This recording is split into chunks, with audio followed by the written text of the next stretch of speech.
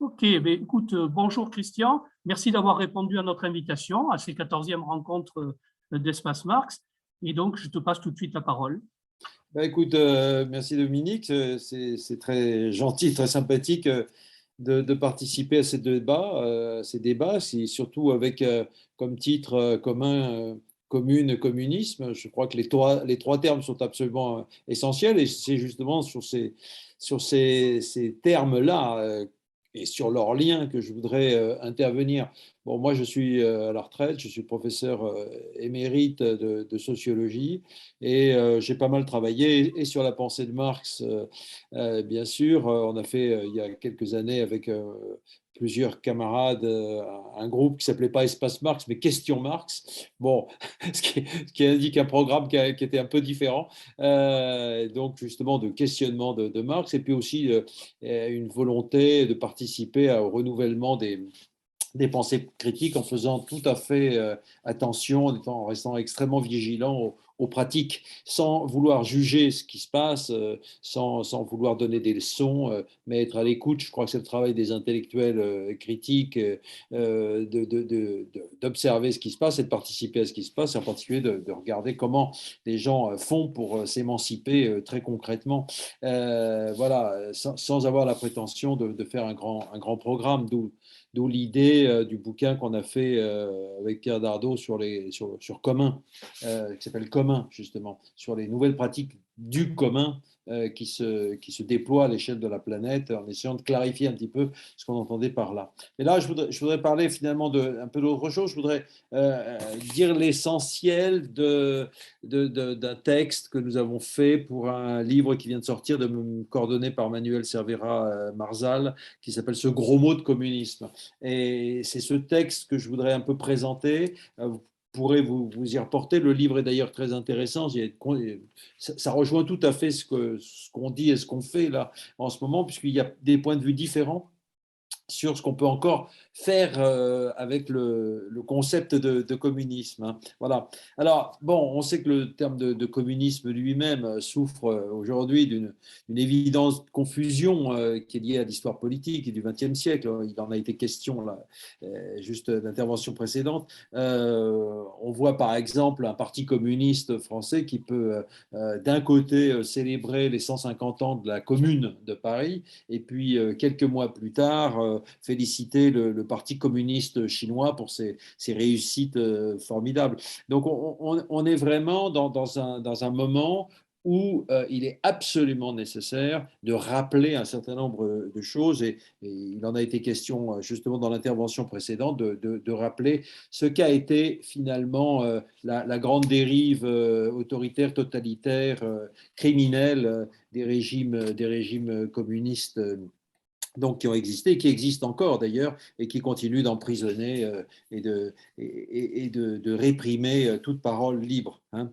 Alors, nous sommes dans l'emprise du passé, c'est ça qu'il faut essayer de voir, mais en même temps que nous sommes sous la domination de la main morte du passé, finalement, il y a aussi une formidable éclosion d'expérimentation pratique, de nouvelles formes de communisme.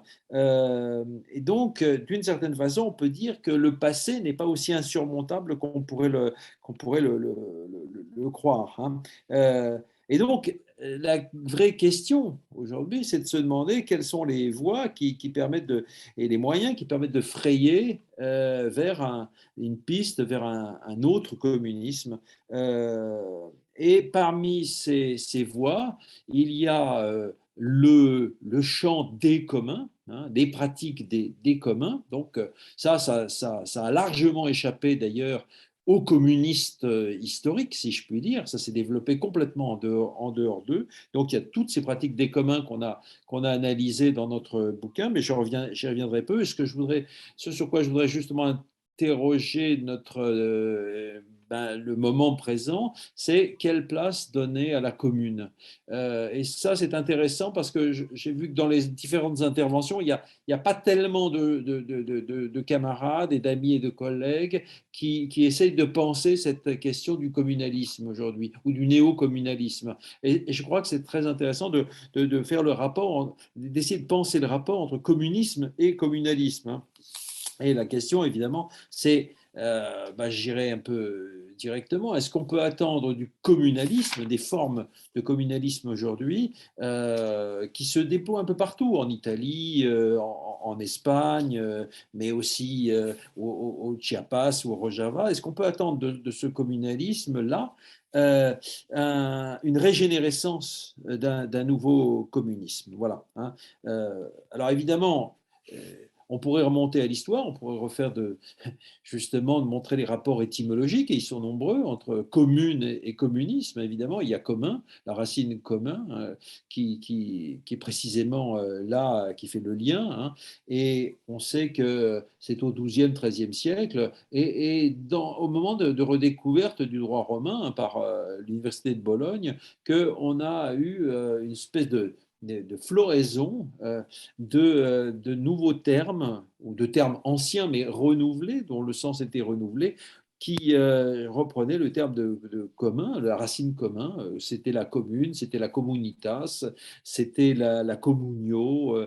Et donc, il y a eu un moment comme ça où les termes étaient très imbriqués les uns dans les autres et liés les uns dans les autres. Et on peut se demander, alors c'est une analogie qui vaut ce qu'elle vaut, si un nouveau moment où on a à s'interroger sur tous les rapports qui peuvent exister entre des termes qui peuvent paraître évidemment, qui ont pris des sens très, très différents, termes de communauté, de commune, de commun, et évidemment de communisme. Alors évidemment, a priori, le communalisme renvoie tout de suite à la commune, au sens de l'unité politique territoriale. Le communisme, évidemment, se donne un tout autre horizon, celui d'une réorganisation complète de la société. Mais au fond, est-ce qu'on doit s'arrêter là et dire, voilà, il y a des petites initiatives locales, et puis d'un autre côté, il y a un projet de réorganisation totale de la société, ou est-ce qu'on doit voir les choses de façon plus compliquée? Alors d'abord, il faut rappeler, si je prends maintenant la question du communisme, justement pour voir si le communalisme pourrait s'intégrer à une vision communiste, à une conception du communisme, d'abord, par communisme, il faut quand même rappeler qu'il y a différents sens. Il y a eu historiquement différents communismes. Il y a une pluralité des communismes, et pas un seul communisme. On peut rappeler que dans la première moitié du 19e siècle, il y a un communisme de la communauté, hein, que détestait Proudhon et que critiquait d'ailleurs très fortement aussi Marx, le communisme de Cabet, le communisme de Théodore des Amis, dans lequel justement la communauté était en quelque sorte très englobante et avait certains aspects justement d'enveloppement autoritaire, voire totalitaire, le terme est anachronique, mais de l'individu. Et puis, il y a un tout autre communisme. Alors évidemment, les termes étaient identiques, mais les significations différentes. Il y avait un communisme ou un socialisme de l'association, l'association des producteurs. Et d'ailleurs, c'est bien celui que reprend à son compte Marx, hein, lorsqu'il parle, par exemple, dans le manifeste communiste, du libre développement de chacun, hein, qui est la condition du développement de tous, hein. C'était ce qu'on retrouve peut-être enfin c'est peut-être le lien très étroit qui existe entre Marx et le socialisme de son temps, celui des Saint-Simoniens, celui des Fourieristes, hein, et à certains égards celui aussi de certains mouvements proudhoniens. Bon, et en même temps Marx, bon je passe rapidement, mais on sait aussi que Marx c'était aussi celui qui dans la conjoncture 1848-1852 était favorable à une hypercentralisation du pouvoir, hein, bon, et qui rejetait, alors là c'est aussi très important, le Marx de cette époque-là, celui qui est assez fasciné par la République une et indivisible, c'est celui qui rejette complètement la constitution communale, hein, qui la critique de façon très, très directe, alors que beaucoup plus tard, en 71, dans l'adresse justement de l'Association internationale du travail qui s'appelle De la guerre civile en France. Au contraire, Marx va vanter la constitution communale. Marx n'a pas été justement toujours le même, pas toujours eu la même attitude vis-à-vis de la commune. Hein. C'est ça aussi qu'il faut rappeler. Le communisme de Marx face à la commune a deux attitudes très différentes à deux époques différentes, enfin à 20 ans de distance. Hein. Et puis, alors donc, après le communisme de l'association, il y a le communisme d'État. Je passe assez rapidement, mais enfin, on sait à quel point, ça a été rappelé à l'instant, les soviets qui étaient censés détenir la souveraineté dans le nouvel État, finalement, ont été tout à fait marginalisé par le parti. Là, de ce point de vue, il y a toute une série de travaux historiques, pas seulement du côté des anarchistes ou des trotskistes, mais du côté de Marc Féraud, par exemple. Je crois que les travaux de Marc Féraud sont de ce point de vue-là tout à fait indispensables. Hein. Alors, bon, une fois rappelé ça, alors, bon, disons aussi que, pour terminer juste sur le communisme d'État tel qu'il s'est mis en place, bon, il y a très peu de place pour la commune, c'est-à-dire pour l'autogouvernement local. Hein. C'est le parti centralisé qui est dominant, qui domine l'État, qui domine toutes les institutions. Bon, bon alors j'en viens à la question de la commune. La commune avec un C majuscule, la commune de Paris. Quel rapport finalement ces différents communismes entretiennent-ils avec le test historique qu'a été la commune de Paris? On sait que la commune de Paris a été, pour le communisme d'État, une référence permanente. Mais les bolcheviks, et Lénine en premier lieu, en font d'une certaine façon une lecture extrêmement bizarre et double. D'une part, chez Lénine et chez Trotsky aussi, il y a très constamment l'idée que la commune est fondamentalement une désorganisation, désorganisée, et ils en font une lecture que j'ai appelée déficitaire. Ils analysent la commune par le déficit de centralité des organes de direction et de décision. Bon. Mais d'un autre côté, c'est en tension en quelque sorte. Lénine, dans l'État et la Révolution, va en faire une autre lecture, prétendant que la révolution telle qu'elle doit se faire en Russie sera sur le modèle de la Commune de Paris. Il parlera d'État commune. Quand on regarde de très près l'État et la Révolution, dont on a dit que c'était un texte libertaire, quand on regarde de près, c'est beaucoup plus un texte très ambigu et beaucoup plus saint-simonien qu'autre chose. C'est-à-dire qu'au fond, les soviets, justement, sont plutôt réduits à des fonctions administratives. Et c'est bien d'ailleurs le problème qu'on va évoquer autour de la commune de Paris.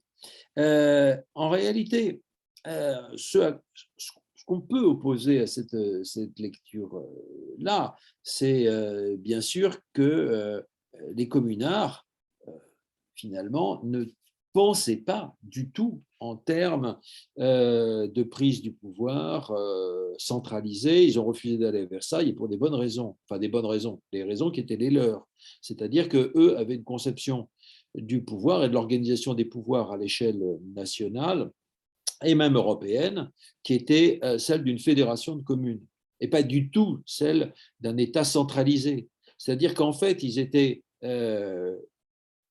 très influencés, en tout cas dans un certain nombre de textes fondamentaux, de déclarations, de manifestes, ils étaient très, très influencés par quelque chose qui était très important à l'époque, c'était justement l'influence proudhonienne, la vision d'une fédération, d'unité locale ou d'unité productive et d'unité productive, donc à l'échelle générale. D'où le fait que si la Commune de Paris n'a pas pris Versailles, ne s'est pas emparée de l'État, c'est pas par déficit, je veux dire par manque simplement d'organisation, c'est que ça n'entrait pas dans le schéma. Et en même temps, c'est très compliqué parce que dans la Commune de Paris, il y a aussi évidemment des blanquistes, il y a aussi des jacobins, il y a des robespierristes, il y a beaucoup de gens qui, au fond, ont une autre idée, c'est-à-dire qu'eux veulent la régénérescence de la République telle qu'elle a été, la République de 93. Hein. En tout cas, et il y a aussi quelque chose qu'il faut ajouter, c'est que la République, la Commune de Paris est communaliste, c'est presque une tautologie de le dire, mais elle est aussi très républicaine en même temps. En tout cas, elle n'est pas communiste au sens où on trouverait vraiment dans les textes des communards une vision, une conception voilà, d'une propriété commune des moyens de production, etc. On sait qu'effectivement, il y a eu une commission du travail qui était dirigée par Léo Frankel, qui donc a fait une enquête, un recensement sur les entreprises qui avaient été abandonnées et qui proposait justement une réquisition de ces entreprises au profit d'une coopération, d'une coopérative, d'une association de coopératives plus exactement. Hein. Mais il s'agissait plutôt de développer le mode de production coopératif, de développer des coopératives plutôt que d'organiser une économie avec un plan central, etc. Ce qui est la grande affaire de la Commune de Paris, et c'est ça qui est important et que les communistes d'État n'ont pas reconnu, c'est que finalement la grande affaire, c'est pas tellement l'appropriation collective des moyens de production. La grande affaire, c'est la démocratie communale. Hein. La grande affaire, c'est de remplacer l'État central par donc une démocratie directe, ou la plus directe possible en tout cas, mais au niveau des arrondissements parisiens, hein, et ceci à la place de l'État central. Hein. Voilà. C'est ce qu'on trouve par exemple dans la déclaration du peuple français du 19 avril 71, hein, où il est question du droit permanent de contrôle et de révocation des magistrats et des fonctionnaires communaux de tous ordres, hein, ainsi que l'intervention permanente des citoyens dans les affaires communales. Voilà, intervention permanente des citoyens dans les affaires communales. Hein. Et d'ailleurs, il y a quelque chose de tout à fait étonnant dans cette déclaration du 19 avril, qui est vraiment un des grands manifestes de la Commune, c'est qu'il est fait référence à l'idée communale qui se serait poursuivie depuis le XIIe siècle. Finalement, la référence, ce n'est pas tant la Commune de Paris de 92, c'est le XIIe siècle. Hein. C'est quand même assez différent. Hein. Voilà.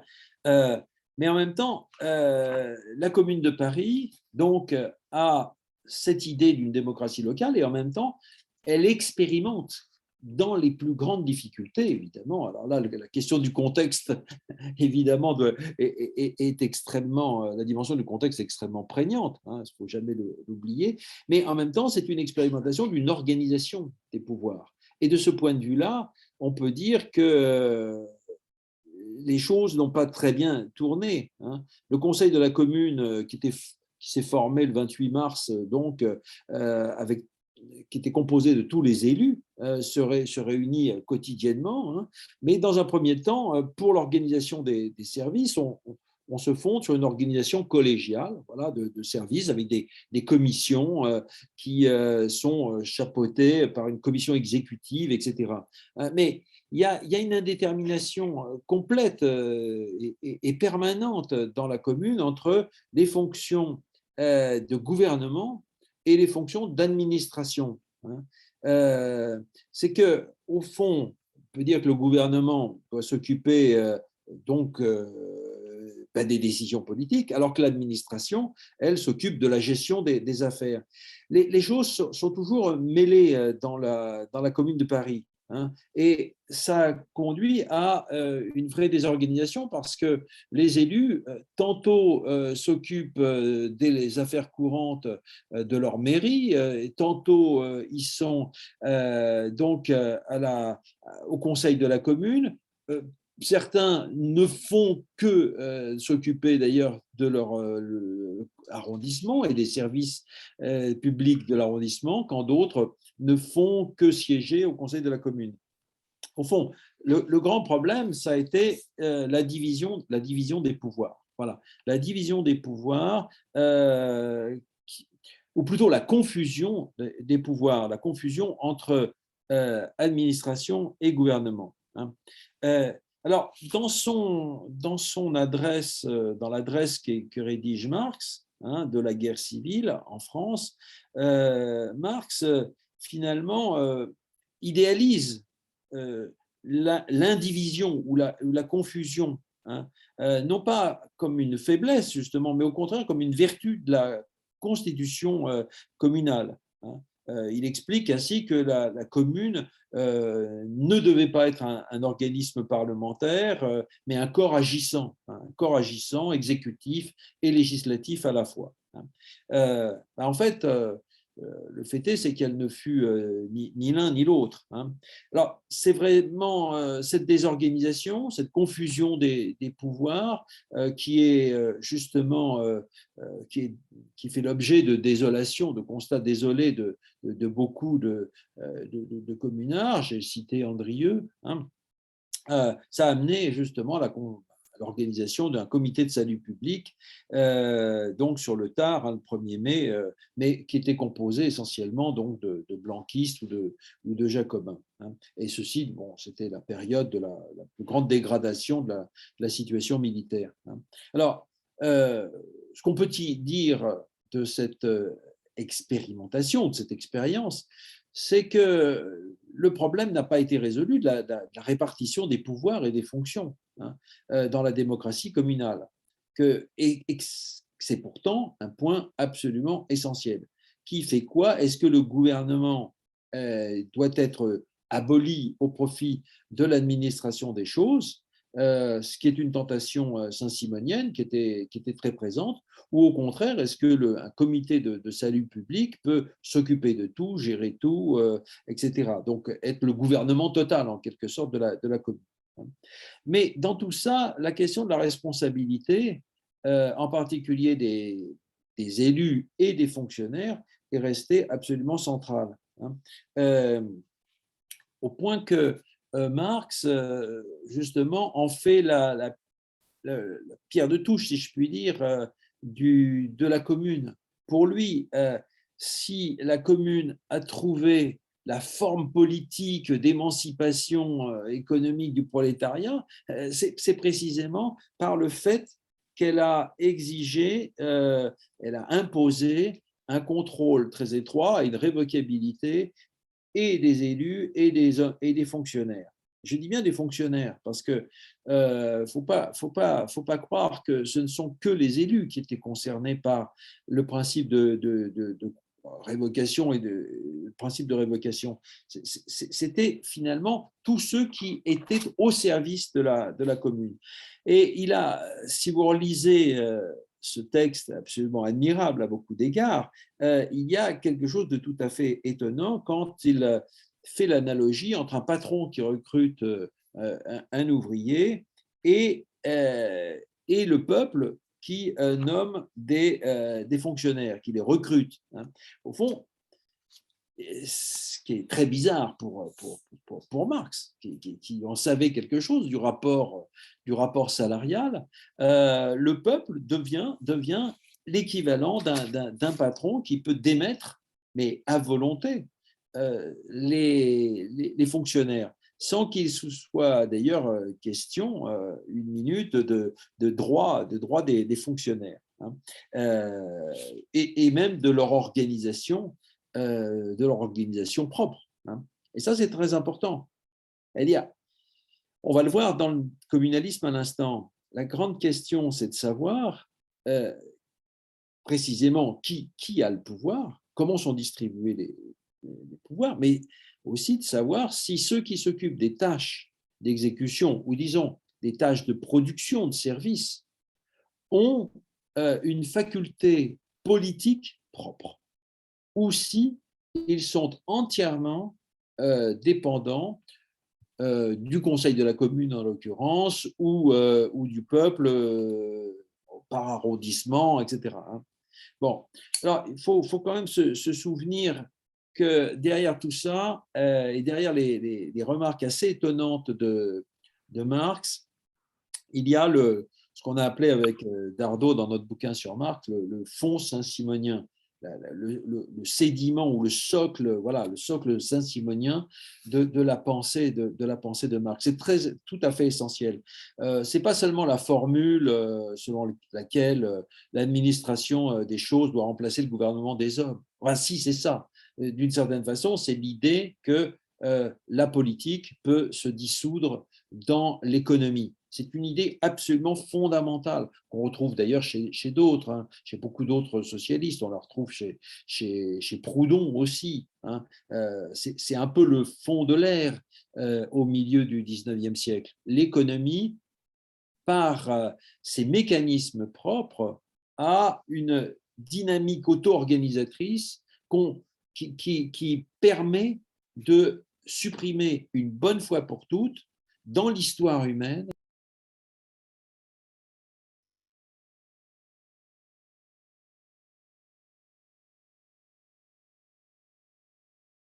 ah, pourquoi on m'a pas entendu là? Non, il faut que tu reprennes juste, mais il y a 1 minute ou 2 là, hein, même pas. Ah bon, d'accord, je ne sais pas pourquoi il s'est éteint tout seul. Non, non, c'est une erreur de manip, t'inquiète pas. Toutes mes excuses. D'accord, ok. Non, je disais donc, si vous n'avez pas entendu, donc je reprends. Marx a une réflexion tout à fait étonnante en disant que le peuple devient le patron des fonctionnaires. Et ça, c'est à lier au fond saint-simonien, au socle saint-simonien de la pensée de Marx, qui reprend à son compte, avec Engels aussi, d'ailleurs, que l'administration des choses doit remplacer le gouvernement des hommes. C'est un lieu commun, en quelque sorte, des socialistes et de beaucoup de communistes du milieu du 19e siècle, héritage d'ailleurs de l'économie politique bourgeoise, qui veut que l'économie ait en elle-même son principe d'organisation, son principe d'ordre. Voilà. C'est à la fois, l'économie, c'est à la fois un développement des forces productives, mais c'est aussi un ordre spontané qui se dégage des mécanismes même de la production. Alors, évidemment, ce n'est pas l'échange marchand pour les socialistes, c'est la coopération qui naît du travail. Mais en tout cas, il faut se souvenir qu'une des grandes difficultés que nous avons encore aujourd'hui, c'est de se débarrasser d'analyser et de prendre les plus grandes distances avec ce fonds saint-simonien qui est un fonds anti-politique. Il faut quand même le dire, c'est un fonds anti-politique, c'est-à-dire qu'on retrouve dans l'autogestion, on retrouve beaucoup dans l'autogestion, qu'on a retrouvé beaucoup aussi dans la deuxième gauche, etc., l'idée que l'économie en elle-même a son principe d'auto-organisateur. Hein. Alors, au détriment, justement, d'une réflexion sur l'autogouvernement, parce que dans autogouvernement, il y a bien un principe politique. Hein. Bon, alors, pourquoi je dis ça? Parce que finalement, Marx entérine quelque chose qu'on trouvait aussi dans disons, une dimension de la commune, c'est que les fonctions administratives, pour lui, les fonctions administratives, on peut même dire les fonctions générales, on dirait aujourd'hui les fonctions de service public, sont fondamentalement non politiques. Elles sont techniques. Hein. Tout à fait à rebours d'ailleurs de la philosophie politique classique, qui considérait au contraire que les fonctions générales que requiert toute société pour fonctionner, et justement parce que c'était des fonctions générales, étaient des fonctions politiques. Il n'y avait rien de plus politique que les fonctions générales. Or, c'est le contraire. Pour Marx, justement, ces fonctions administratives, ces fonctions d'organisation, sont retirées du champ de la politique. Hein. Bon, donc, la grande question, c'est que faire des fonctionnaires? Alors, c'est là où on en vient maintenant au communalisme d'aujourd'hui. Il y a un réveil très puissant du communalisme, et pas seulement par le succès posthume des textes de Murray Bookchin, qui est l'un des auteurs aujourd'hui les plus discutés, mais aussi par le fait qu'un certain nombre d'expériences assez importantes, même très importantes aujourd'hui, semblent se réclamer justement de ce communalisme-là. C'est le Rojava, bien sûr, où là, la référence très officielle à Murray Bookchin, mais c'est aussi le Chiapas. Et Rojava et Chiapas forment en quelque sorte aujourd'hui, je dirais, les deux pôles attractifs finalement d'une nouvelle pensée révolutionnaire. Mais il n'y a pas que ça. Il y a aussi ce qu'on voit en Italie, en Espagne, je le mentionnais, mais qu'on voit aussi, qu'on a commencé un peu à voir en France, c'est-à-dire des plateformes communalistes ou municipalistes avec des listes de citoyens, et puis eh bien, toutes les expériences, bon, peut-être les plus connues, les plus bruyantes, en tout cas en Espagne, avec les plateformes municipales en commun, Barcelone en commun, Valence en commun, etc. Bon, on a vu justement se développer cette idée que la transformation politique, elle commençait à l'échelle de la ville, de la commune. Alors, je voudrais examiner juste un certain nombre de problèmes de ce communalisme. Ce néocommunalisme, si on regarde bien, préconise évidemment la démocratie locale, tout le pouvoir, non pas aux soviets, justement, tout le pouvoir à l'Assemblée communale, et préconise une municipalisation de l'économie, avec une coordination des activités économiques à la fois à l'échelle communale, mais aussi locale et régionale. Et ceci avec une préoccupation écologiste qui est toute nouvelle et qui tranche quand même avec justement les perspectives socialistes ou communistes anciennes.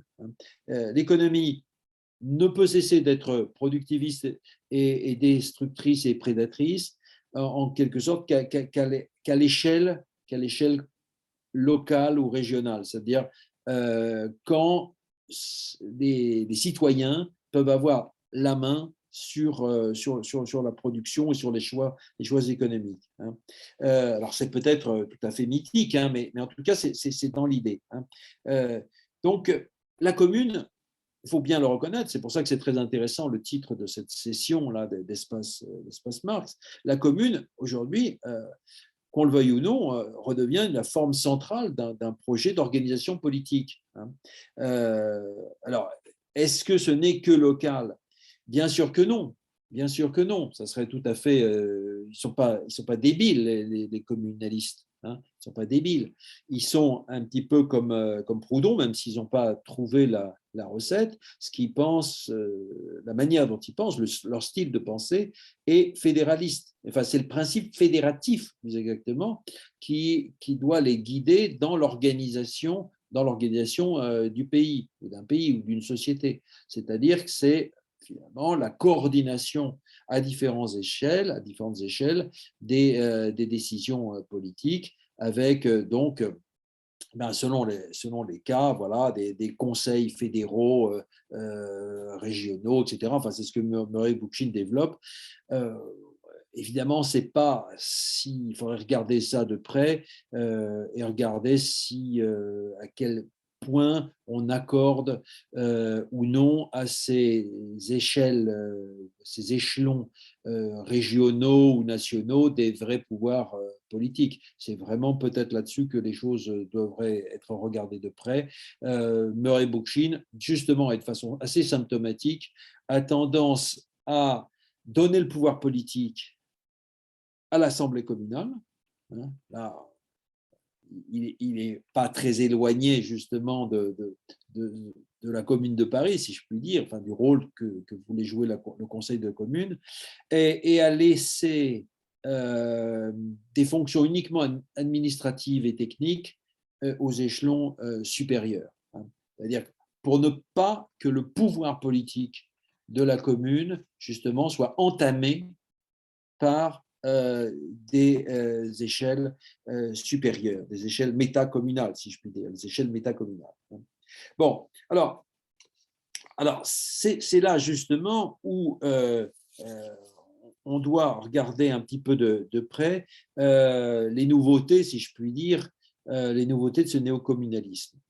Je reviens là-dessus pour préciser les choses. Si on regarde un peu de près les analyses de Murray Bookchin, qui est le principal théoricien, donc on voit qu'il y a 3 nouveautés. La première, donc, je l'ai dit, c'est la centralité de la commune, qui seule garantit un pouvoir effectif des citoyens.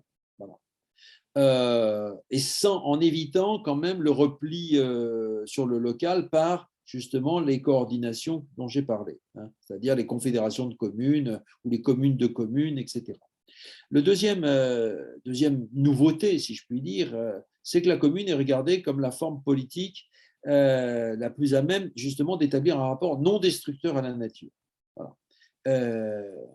Ça, c'est un point essentiel. Troisième point, comme le montre le Chiapas ou le Rojava, l'expérience communale ne concerne pas seulement justement les villes d'Occident, l'Espagne, l'Italie que j'ai cité, mais aussi les communautés dites traditionnelles. En d'autres termes, ce communalisme permettrait justement de trouver une sorte de monde commun entre l'univers des villes des pays développés et l'univers très différent des communautés dites traditionnelles. Alors, c'est Jérôme Bachet qui développe le plus cette idée-là dans ses ouvrages en soutenant que les communautés indiennes, justement, opèrent une réinterprétation égalitaire et démocratique des formes sociales héritées, en éliminant notamment le poids du patriarcalisme. Et c'est bien effectivement ce qu'on voit dans les 2 régions que j'ai citées. Voilà. Donc,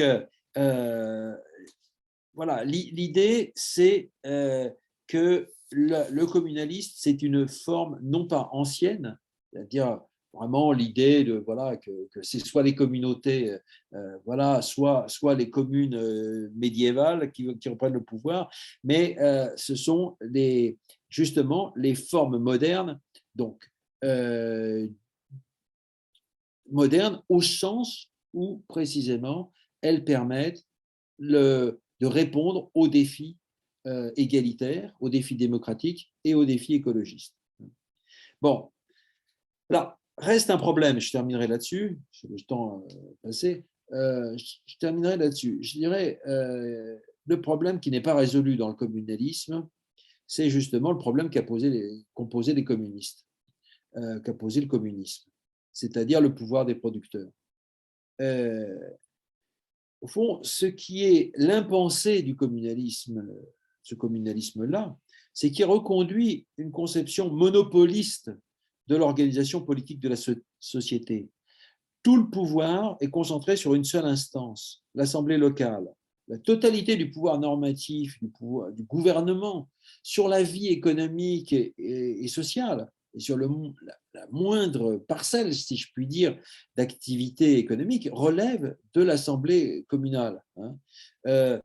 Alors, c'est le défaut inverse, finalement, des formules anciennes du pouvoir des producteurs. Quand on disait tout le pouvoir aux producteurs, que ce soit du côté conseilliste, du côté autogestionnaire, etc., finalement, voilà, le pouvoir était concentré dans les unités de production et de façon très, très saint-simonienne, justement, on pensait que toute la société pouvait être organisée à partir du pouvoir des producteurs. Mais là, c'est le contraire, on est passé complètement à autre chose. La souveraineté absolue, finalement, appartient à l'instance politique, donc de l'Assemblée communale. Et elle impose sa juridiction complète sur les activités sociales, les activités économiques.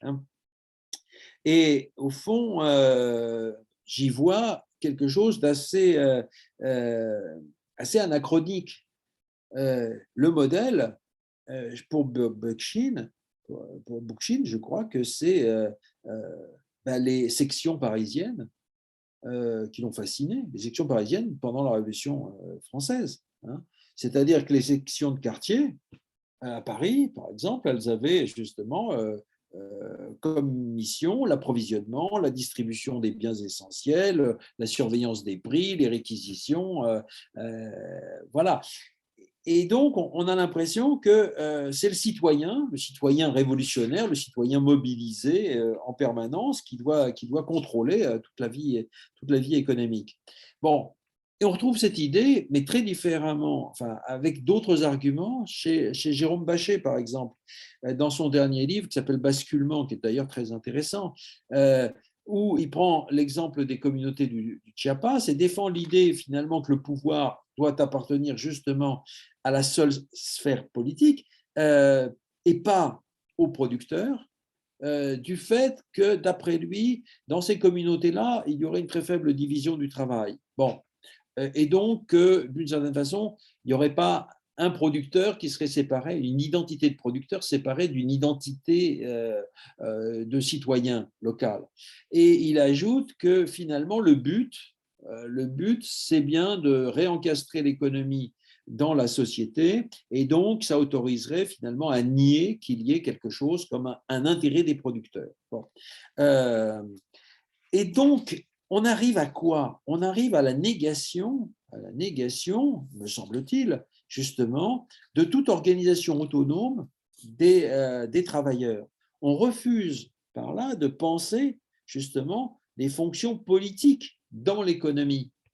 Et on a donc une sorte de dissolution de l'économie dans le politique qui est exactement symétrique à la dissolution du politique dans l'économie chez les socialistes d'inspiration saint-simonienne.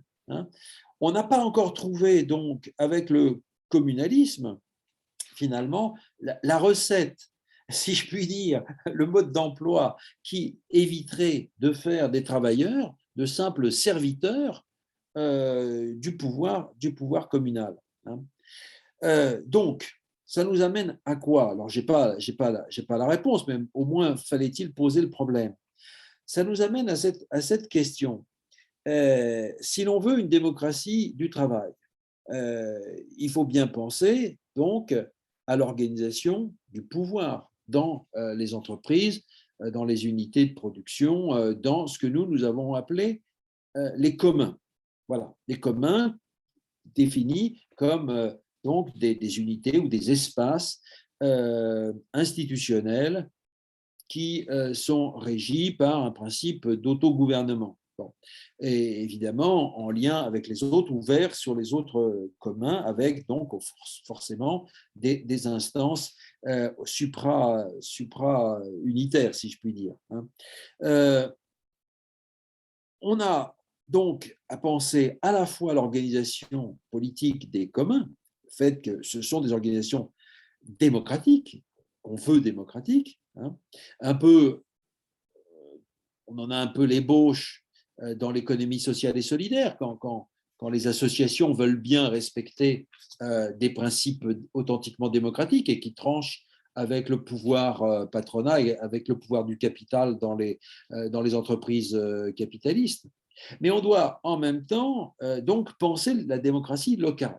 Et donc, finalement, ce que j'ai appelé, là, très provisoirement, mais l'éco-communisme libertaire, c'est quoi? C'est un communisme, finalement, qui arriverait justement à penser en même temps un pouvoir des citoyens et un pouvoir direct des citoyens, puisque justement toutes les formes aujourd'hui de représentation, de délégation, on le sait, sont en pleine crise et en pleine décomposition. Donc il s'agit aujourd'hui, c'est un impératif, penser en termes de démocratie locale, mais justement en n'oubliant pas la démocratie des producteurs. Et donc on est là maintenant dans cette situation, enfin je pense que ça définit un peu le moment pour des gens comme nous, qui essayons de penser des alternatives.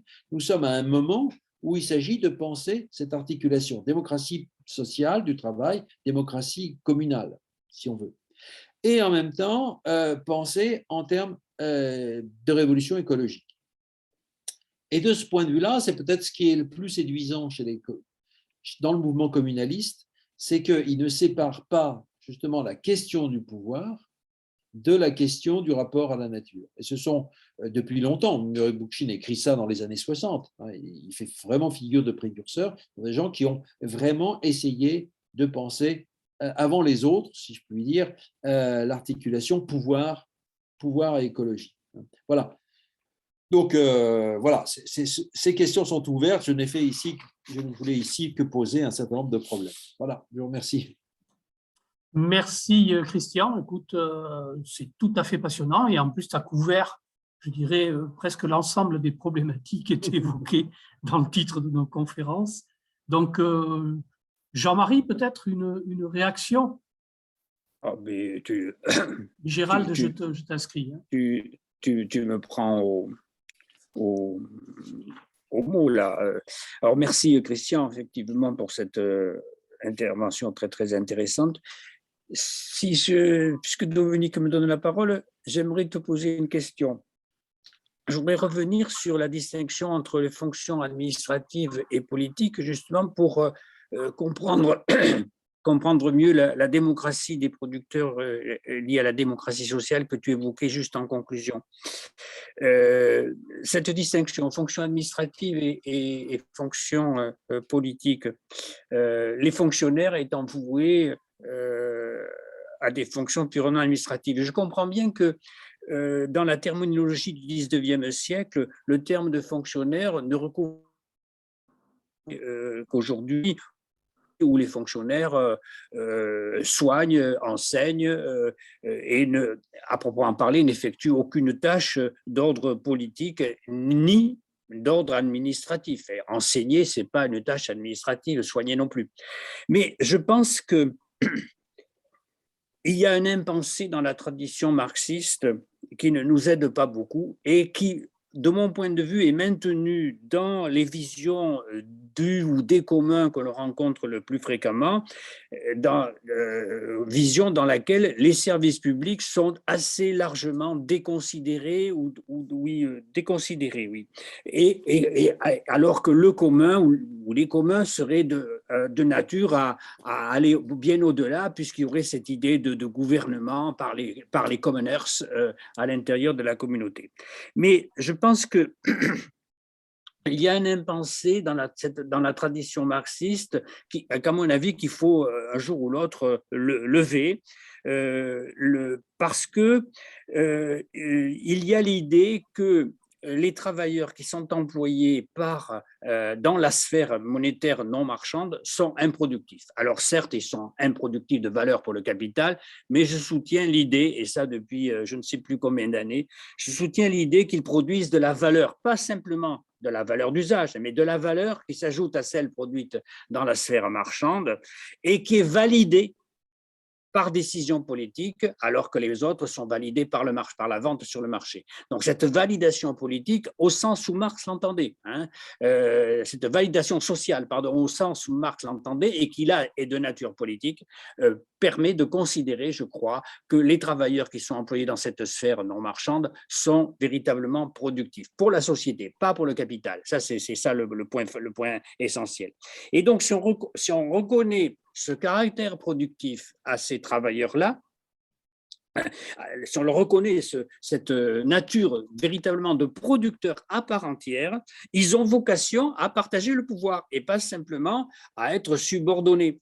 Et donc à participer à ce grand mouvement d'émancipation qui consisterait justement à reprendre le pouvoir. Et eux, comme les autres travailleurs, même s'ils ne sont pas employés par le capital. Et même dans un texte que j'ai écrit, là, un des quelques textes que j'ai écrits sur cette question-là, je me demandais à haute voix ou à haute tapage sur le clavier de l'ordinateur, je me demandais si justement le statut de ces travailleurs-là, de ces fonctionnaires-là, donc pour employer le mot d'aujourd'hui, ne préfigure pas un début de chemin vers le fait que la force de travail ne serait plus cette force de travail réduite à une simple marchandise comme elle l'est dans la sphère marchande.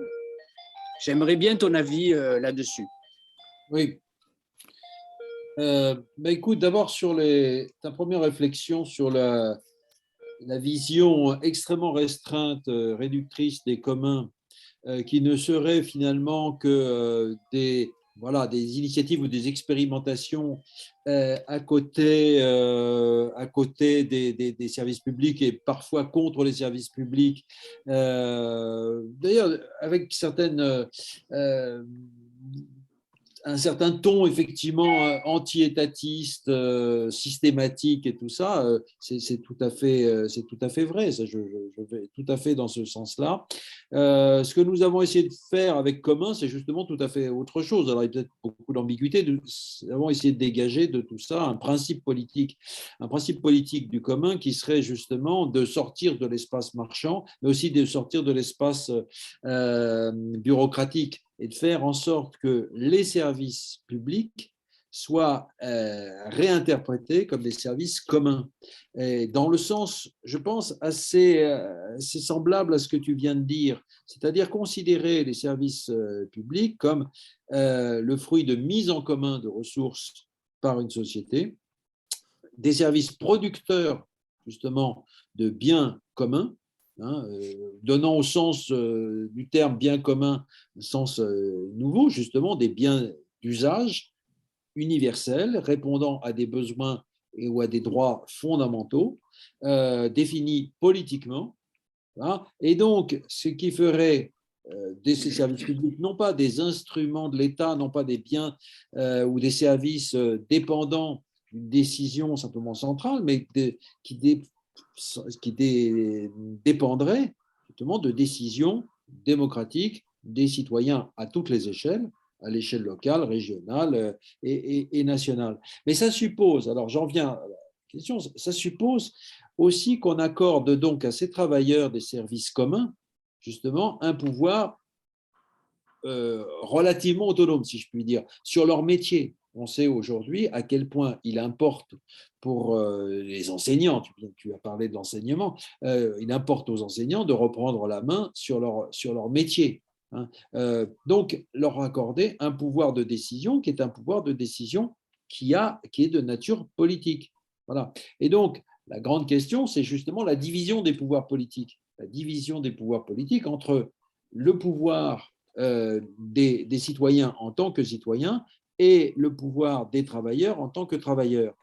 Les choses pouvant se combiner, je sais, j'ai vu par exemple chez Thomas Coutreau, dans la vision qu'il a des entreprises du futur, des entreprises émancipées, l'idée de co-direction, c'est une idée assez intéressante, de co-direction des travailleurs d'un côté et des citoyens de l'autre, enfin avec des formes duelles en quelque sorte, des formes de double pouvoir qui pourraient être mises en place.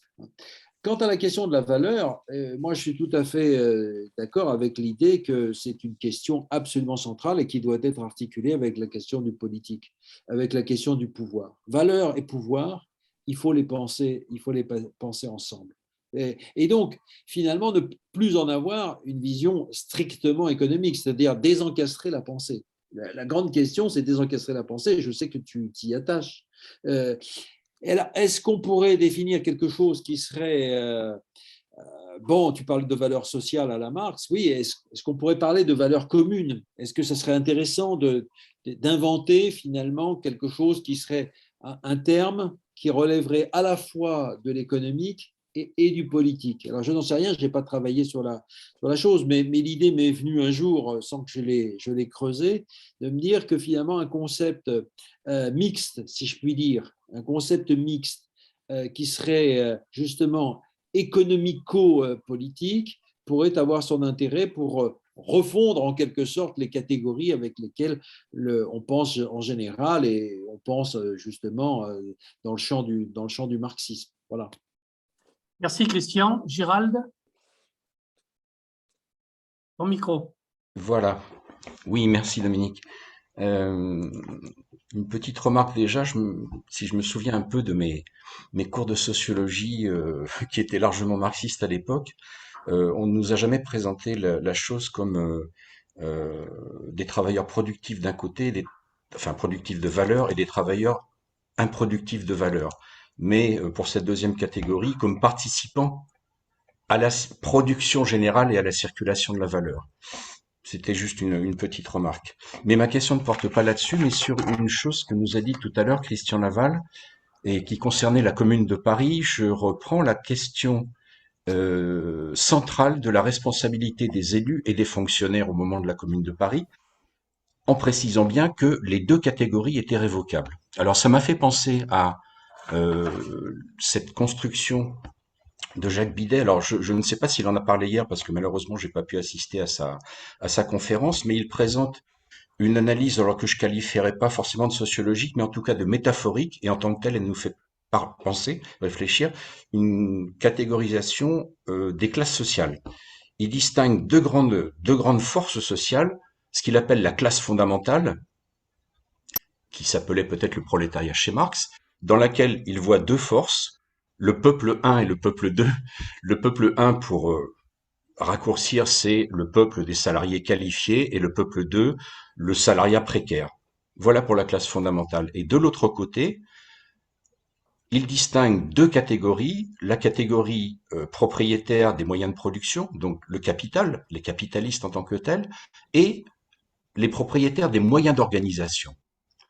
Et dans cette deuxième catégorie, il n'inclut pas, avec beaucoup de guillemets, le petit peuple des producteurs de services, mais plutôt la grande caste, aussi bien étatique, sortant de l'ENA, etc., que du privé, c'est-à-dire les directions générales d'entreprise, et il dit qu'il y a un jeu possible entre ces deux grandes catégories, donc des propriétaires des moyens de production et des producteurs de moyens d'organisation. Le problème étant que si on fait une lecture de classe aujourd'hui, comment est-ce qu'on envisage les possibilités d'alliance de classe? Alors je dirais que déjà dans le peuple, c'est pas de la tarte, mais on peut y arriver, parce qu'il n'y a pas de contradiction antagonique entre ce peuple 1 et ce peuple 2. Mais qu'est-ce qu'on fait des producteurs des moyens d'organisation?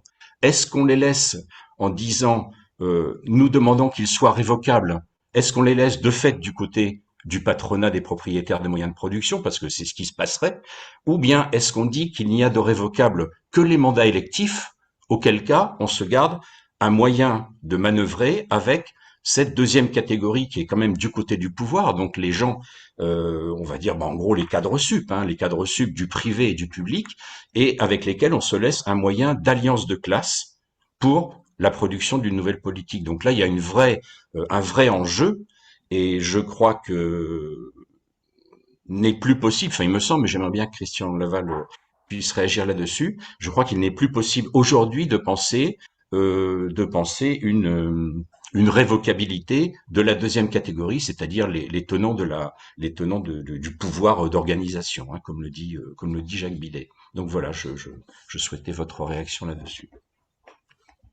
Ouais, moi, je pense que le principe de révocabilité, c'est le principe absolument fondamental. Euh, Ça, c'est le B à bas. Mais des deux catégories Oui, c'est le ou B à bas. seulement des élus? Alors, je pense que alors, il faut regarder comment ça se passe très concrètement et dans les entreprises et dans les administrations. Euh, ce pourquoi nous battons, c'est pour des formes démocratiques de pouvoir et dans les unes et dans les autres. Donc, évidemment, on peut se dire que les intérêts seront forcément antagonistes en termes de pouvoir, c'est-à-dire que je ne parle pas là des termes de revendication de pouvoir d'achat ou de choses comme ça. En termes de pouvoir, la question c'est quelle place donner aux chefs et aux petits chefs dans les administrations. Il faut qu'ils se plient. Bon, de l'éducation. Bon, c'est quand même celui sur lequel j'ai le plus travaillé en tant que sociologue de l'éducation. Je vois très bien, très concrètement, comment se jouent les choses dans les collèges et dans les lycées. Et si on veut mettre dans les écoles primaires aujourd'hui des chefs et des managers, c'est pas pour rien. C'est précisément pour renforcer la ligne managériale, comme on dit. Bon. Nous, notre combat, me semble-t-il, c'est de combattre cette ligne managériale, cette ligne verticale, cette hiérarchisation. Donc, c'est de donner du pouvoir, je dirais, au collège, au collège des enseignants en lien avec les usagers de l'école, comme on dit, avec les parents d'élèves, avec les élèves eux-mêmes, etc. Bon. Donc, c'est d'instaurer des formes démocratiques de pouvoir dans les administrations. Même chose dans les entreprises. Donc, il y a ceux qui… Alors, il ne faut pas mettre tous les cadres. Alors, je ne sais pas ce que veut dire bidet, mais je crois qu'il ne faut pas mettre tous les cadres dans le même sac. Je pense qu'il y a un certain nombre de cadres, en particulier dans la fonction publique, qui seraient tout à fait prêts à renoncer, si je puis dire, au jeu qu'on veut leur faire jouer et qui seraient prêts à participer justement à des formes démocratiques d'organisation. Voilà, je crois que c'est ça l'enjeu. Il ne parle évidemment que du haut encadrement, Oui, alors hein, cela, il faut du les… privé et du public. Bien sûr qu'il faut bien sûr que l'enjeu, c'est de les mettre sous contrôle. Bien sûr que c'est de les Mais révoquer. la révocabilité, Oui, bien sûr, c'est de les question. révoquer. Mais bien sûr, c'est de les révoquer, bien sûr. Ah, ça se C'est discute largement, hein. de les mettre sous Politiquement, contrôle. c'est sensible. Ben oui, non, mais je suis bien d'accord. Alors, il a été question tout à l'heure de l'expérience de l'Union soviétique. Il faudrait revenir aussi sur la manière dont, pour reconstruire l'État soviétique, on a utilisé les cadres, les anciens cadres tsaristes, de façon d'ailleurs assez cynique. Bon, ça nous éloigne un petit peu du sujet, mais on a été dans un univers qui était tout à fait à l'opposé de l'État commun de Lénine, quand on a finalement repris les cadres et les bonnes vieilles habitudes hiérarchiques, renonçant totalement finalement à cette révocabilité par le bas. Donc, oui, ben, on n'a pas à faire alliance avec des gens qui sont nos ennemis. Voilà, ça me paraît clair. Et à faire alliance plutôt avec sans doute un encadrement moyen qui serait tout à fait prêt à jouer le jeu d'une démocratie participative. Voilà. Bon, le terme, évidemment, vaut ce qu'il vaut. Enfin, en tout cas, d'une démocratie par le bas. Voilà. Je crois que c'est ce qu'on partage. Enfin, moi, je crois que c'est le voilà, c'est le b.a.-ba de ce qui peut nous réunir en tant que communistes, hein. Le pouvoir, enfin, ce que j'appelle moi l'autogouvernement dans tous les sens du terme et dans tous les lieux possibles. Voilà, avec évidemment toutes les difficultés que ça peut représenter, y compris des difficultés techniques imposées, par exemple, par la division du travail. Je sais bien que là, il y a des questions extrêmement délicates que les sociologues du travail ont pu analyser sur la façon dont les tâches peuvent se répartir et la difficulté qu'il y a à surmonter la division justement entre les tâches qu'on appelle maintenant cognitives et les tâches d'exécution. Ça, je le sais bien. Alors, il y a ceux qui pensent de façon idéalisée le monde numérique dans lequel nous sommes. Je pense à tout le courant négriste qui consiste à dire que de toute façon, nous sommes tous des travailleurs cognitifs. Et donc, la démocratie ne s'oppose plus du tout dans les mêmes termes, puisque d'une certaine façon, la démocratie s'impose par le fait que nous soyons tous les travailleurs, et désormais une sorte de capital cognitif en eux qu'ils portent avec eux et ce qui les rend autonomes par rapport au capital économique. Bon, c'est des visions un petit peu, même très, à mon avis, très mythologiques de la réalité sociale, mais bon, c'est peut-être aussi des intuitions qui sont intéressantes, en tout cas qui posent le problème, voilà, du partage des connaissances, du partage, je dirais, pratique et très concret des connaissances dans la production aussi bien des services que de la production matérielle. Voilà ce que je peux dire. Mais je ne m'appelle pas Jacques Bidet, donc la question, c'est que tu aurais peut-être dû poser la question hier. Et là, je n'ai pas pu, mais juste une remarque taquine. Quand le président des États-Unis change, il révoque sa haute administration. Ouais. Bien, écoutez, je crois je te remercie, Christian, hein, pour tout ce que tu nous as apporté. On va modifier un petit peu le déroulement de la journée. Je vais